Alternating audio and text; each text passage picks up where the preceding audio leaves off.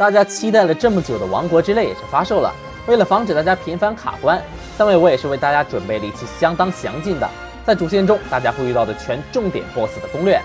那么话不多说，让我们一起来看看这次的王国之泪的 BOSS 战，它的质量究竟如何吧。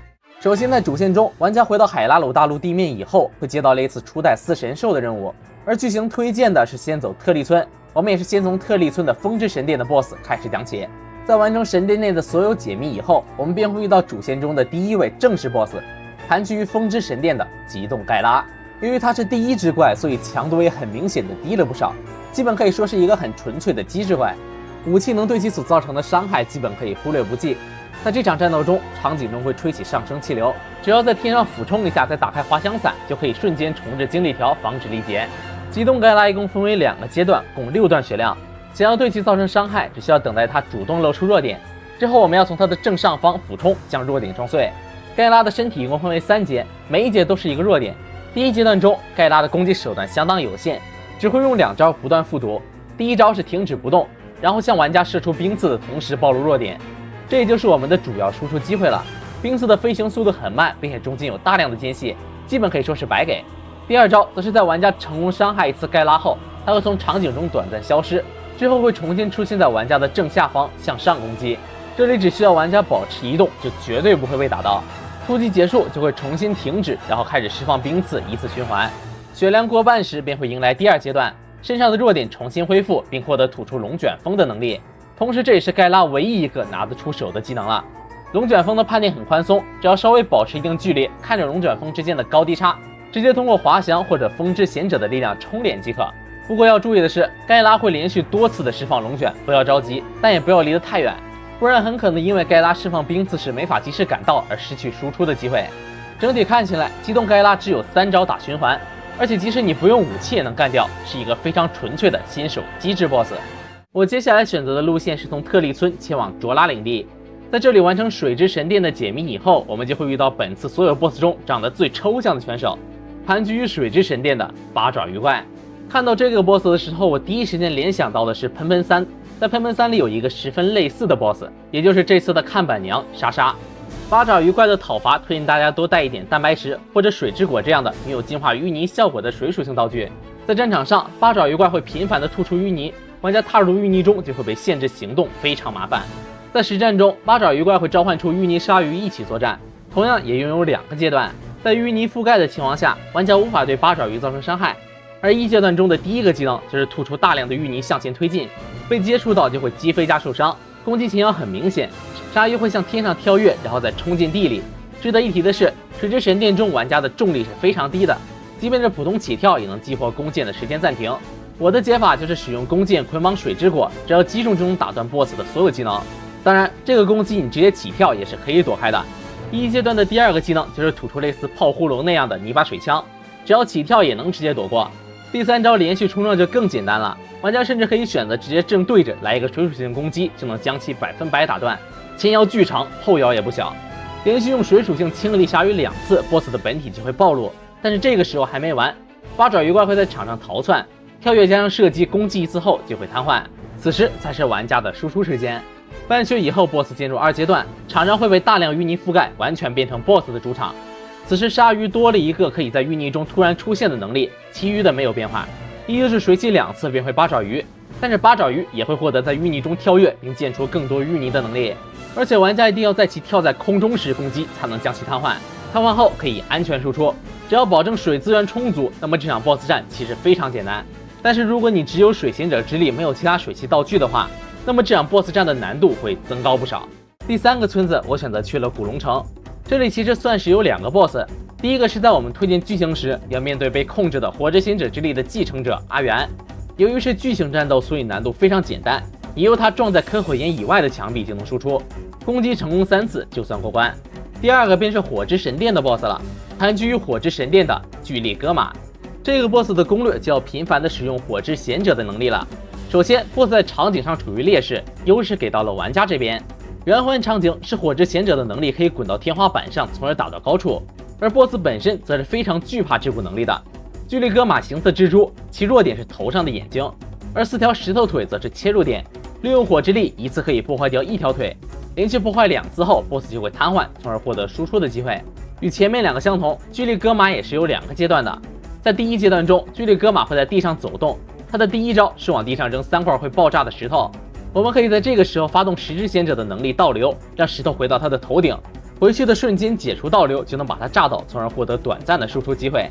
第二招就是他会抬起腿来砸你，这招的伤害比较高，靠近 BOSS 绕着走就不会被攻击到。2阶段巨力戈马会登上房顶，同时会进行一定程度的走位，但是每次移动完后都会短暂的休息。我们可以在这时用火之力打断他的腿。在房顶时，只要断腿1次 ，BOSS 就会直接陷入瘫痪。攻击的技能同样会发生一些改变，主要就是新增了一招封路，以玩家为中心，周围出现起爆炎。在这时，同样可以发动倒流来让其中一块移开，之后我们可以趁这个时机来跑出去。但是2阶段 BOSS 会刻意躲开自己的岩石爆炸，所以基本只能用弓箭或者火之力将其打下。在出剑时，如果不知道部位破坏的机制的话，还是会吃不少亏的。但是，一旦读懂了这个机制 ，BOSS 会变得非常简单。第4位 BOSS 在格鲁德镇，在这里的雷之神殿中 ，BOSS 一共会出现2次。第一次在神殿大门时，盘踞于雷之神殿的吉伯德女王会初次现身，但是其能力与最终战时没有任何变化，所以我们会放到一块来说。无论是第一次出现还是最终战，吉伯德女王周围都会分布吉伯德巢穴。这个巢穴简单来讲就是个摔怪龙。吉伯德女王与吉伯德系列的小怪都有着对普通伤害极高的免疫力，但是对于像是雷、火、冰这样的属性伤害却毫无抵抗能力。所以在这次战斗中，我们要频繁的借用雷之贤者的能力，将吉伯德巢穴以及女王的外壳摧毁。在女王受到1次属性攻击后，就会变成白色，在这时调用雷之贤者的能力 ，BOSS 也会瘫痪。吉伯德女王也同样有2个阶段。首先，在1阶段里，吉伯德女王会沿着场景快速的左右移动，攻击时需要进行一定程度的预判。在这个阶段会发动与之前八爪鱼类似的吐息，但是这个吐息可以被队里的其他贤者或者雷之贤者本人挡住。同时攻击的移动速度也很慢，只需要保持移动，对玩家基本构不成威胁。被属性攻击击破外壳以后，BOSS 会变成白色，并且短暂飞天，在落地后移动速度大幅降低。与此同时会发动3道沙龙卷，同样移动速度不快，但是范围较大。我这边推荐大家朝龙卷之间的缝隙走，略微靠近 BOSS， 避免错过输出时机。如果在其受伤变白的情况下，没有用雷之贤者的能力追击，BOSS 就会在恢复外壳之前一直复读沙龙卷，在瘫痪恢复以后，会立刻向前释放1次龙车。所以输出时千万不要贪刀，贪刀了也不会计算伤害。在 BOSS 起身动画出现时，迅速拉远即可躲避。完血后 ，BOSS 会进入2阶段，同时场景中的吉伯德巢穴开始运作。巢穴会大量生成吉伯德来干扰战斗，建议优先使用雷贤者之力把巢穴摧毁。每摧毁1个巢穴就会激活1盏灯光，吉伯德女王以及吉伯德系列的所有怪物碰到灯光就会直接变白。场上一共存在4个巢穴，摧毁之后可以点亮4盏灯，靠着灯光就能把战斗变成我们的主场。在这个阶段，吉伯德女王会一直在天上飞，并时不时的向玩家吐出吐息来进行干扰。如果你主动瞄准它时，它还会躲开你的攻击1次。不过这个闪避只要你瞄准了，它就会闪。即使不射箭，它也会进行躲避。在不放下弓箭的前提下进行2次瞄准，闪避就不会再次触发。2阶段被打落在地时，同样也会开始发动沙尘龙卷。如果外壳恢复了的话，也会主动向前进行龙车。除了多了一个飞行闪避以外，其他的倒是和1阶段的差别不大。整体看起来变招不多，但是2阶段中，由于场景中的吉伯德数量不少，再加上女王本身的存在，使得这部分的帧数体验有些难受。目测应该全程是跑不到30帧的。建议大家在攻略前多备一些雷属性的道具，可以大大降低攻略难度。值得注意的一点是，这场战斗非常依赖于贤者之力，巢穴破坏和女王瘫痪都只能用雷之贤者的力量才能触发，普通的属性伤害仅只能用来击破女王的外壳。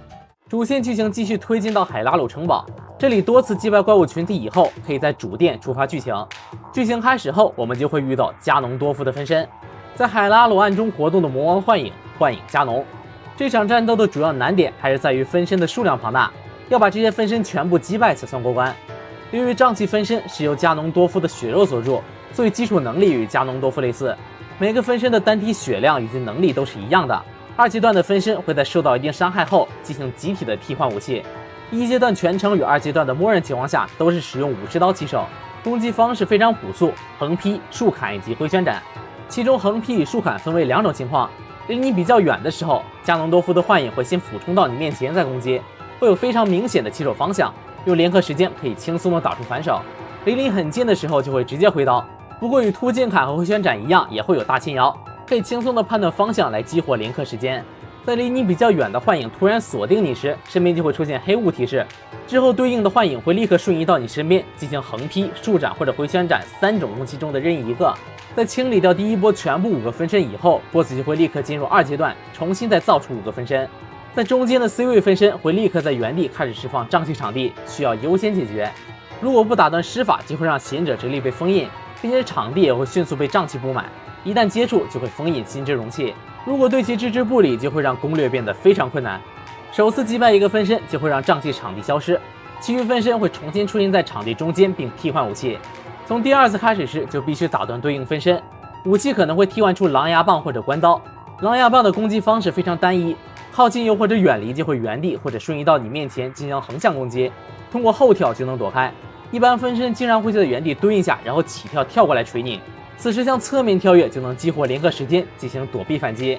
需要注意的是，分身往往会结伴对你进行攻击，联合时间结束后需要立刻进行后续操作，而武器关刀的攻击则是会向前戳一下，这个攻击当然也会有近身以及瞬身2种释放，不过相对来说玩家会更加容易反应。强力攻击则是变成了向前突刺，在分身耸肩的瞬间向侧面跳跃就能触发联合时间。当然你也可以直接保持移动躲开攻击，然后进行还击。整体回看幻影加农的强度可以说是非常不错，既有机制也有强度，但是只要注意不要让瘴气场地展开，那么讨伐战还是会轻松很多的。接下来在寻找大师之剑的时候，我们要回到克洛格森林。此时树长老的肚子里有瘴气，这里的瘴气也是一个小 boss， 瘴气会变成手型的怪物，对于通常攻击有相当不错的抵抗能力。它的攻击手段只有向前抓取，一旦被逮到就会被瘴气持续侵蚀心智容器，通过快速连按摇杆推动按键就能迅速挣脱。建议使用带有火属性的攻击武器进行战斗。瘴气怪物对于属性攻击的耐性很低，有条件的话用5只炸弹花就能直接结束战斗。在瘴气手死亡后会出现一波幻影加农，整体的实力很差，只有城堡中的第1阶段实力，可以轻松拿下。在完成之后的一系列解谜后，找到魂之神殿。在神殿中，我们会遇到盘踞于魂之神殿的被夺之魔像。这场战斗采用擂台制，在地面布满瘴气，需要玩家在魂之贤者的魔像上完成战斗。这边的建议是吃了无线电池以后，给予魔像双手分别装上流星锤与大炮进行火力压制。通常伤害对被夺之魔像没有什么效果，但是只要把它打到场地边缘，就能给予其大量伤害。作为主线 BOSS， 这个魔像同样也有2个阶段。在第1阶段中，魔像是一只走地鸡，对玩家最常用的攻击只有走过来打一下，并且会使用防御来抵挡玩家的攻击。我们只需要在它攻击时防御以及不攻击它的护盾，就能轻松的将其打锤硬直。在硬直期间继续输出，就能将其击退一段距离，打到电网上就能造成伤害。在被击退后，被控制的魔像就会跳到它正对的方向切换大炮，这时我们可以快速跟进，在射击蓄力完成前将其打断。如果我们的魔偶在与 BOSS 近身时防御他的大炮，还可以反过来给予 BOSS 一个大硬直。敌方魔偶的准头一般，正常情况下只要左右扭动就能躲开。除此之外，在跳跃后还有可能衔接雷龙手，雷手会慢慢向前推进，然后进行突刺，被碰到就会掉血加破防。玩家需要一直躲避，直到 BOSS 释放结束为止。1阶段 BOSS 的攻击模式就只有这3种：频繁的跳跃开炮与雷龙手，加上白给的近战攻击。血量过万时 ，BOSS 会进入第2阶段，此时他会获得飞行能力，这时他会在天上开炮，以及在天上蓄力后使用雷手突刺。为了应对这种情况，最好还是先在背包中多准备几个大炮组件，在这时将大炮装在魔偶身上与 BOSS 激情对狙。我的选择是直接吃掉大电池，然后在无限火力期间用大炮把 BOSS 直接压死。同时这也是我认为最简单的攻略方法。